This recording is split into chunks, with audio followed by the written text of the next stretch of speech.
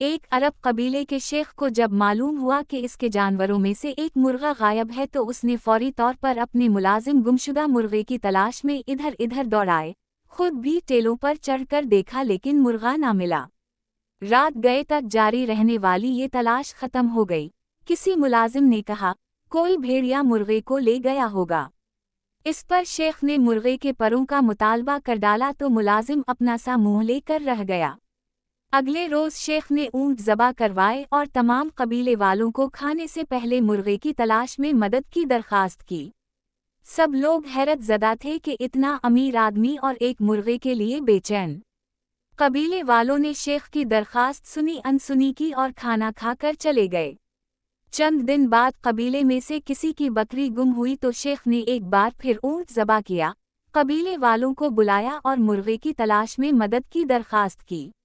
اس بار قبیلے والوں میں سے چند ایک نے تو اسے پاگل پن سے تعبیر کیا کہ معاملہ بکری کا ہے اور ابات مرغا تلاش کرنے کی ہو رہی ہے۔ خود شیخ کے بیٹوں نے گھر آئے مہمانوں سے والد کے طرزعمل کی معذرت کی اور بات رفع دفع ہو گئی۔ کچھ عرصہ گزرا کہ ایک اونٹ غائب ہو گیا۔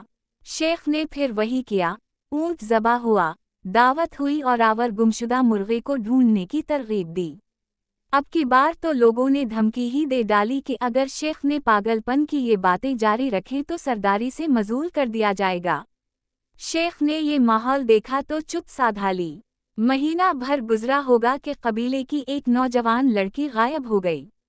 لڑکی کا غائب ہونا قبیلے والوں کی غیرت پر تازیانہ تھا۔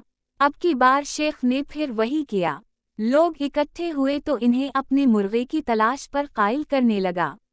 یہ سن کر لوگوں نے اسے خوب برا بھلا کہا اور لڑکی کی تلاش میں نکل گئے۔ کھوجیوا کی خدمات حاصل کی گئیں، کنوؤں میں جھانکا گیا، نوجوانوں کی ٹولیاں دور دور تک نکل گئیں۔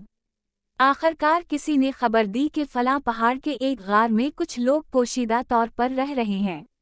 قبیلے والوں نے اس غار پر چھاپا مارا تو معلوم ہوا کہ یہ ڈاکوؤں کا بسیرا ہے اور انہی نے لڑکی اغوا کی تھی۔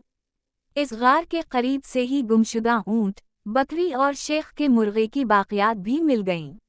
لڑکی مل جانے کے بعد لوگوں کو خیال آیا کہ دراصل شیخ اپنے مرغے کی بازیابی کے لیے نہیں بلکہ انہیں کسی بڑے نقصان سے بچانے کے لیے ان سے مدد مانگ رہا تھا۔ اس حکایت کا پس منظر تو یقینا عرب ہے لیکن اس کا سبق عالمگیر ہے، جو اسی طرح کی سینکڑوں کہانیوں اور ضرب الامثال میں لپیٹ کر پچھلی نسل نے اگلی نسل تک پہنچا دیا ہے، یعنی جب تک پہلی غلطی کو درست نہیں کیا جاتا، کچھ بھی ٹھیک نہیں ہو سکتا۔ تباہی کسی ایک غلطی کا نتیجہ نہیں ہوتی بلکہ اپنی غلطی کو حکمت عملی سمجھ لینے سے ہوتی ہے۔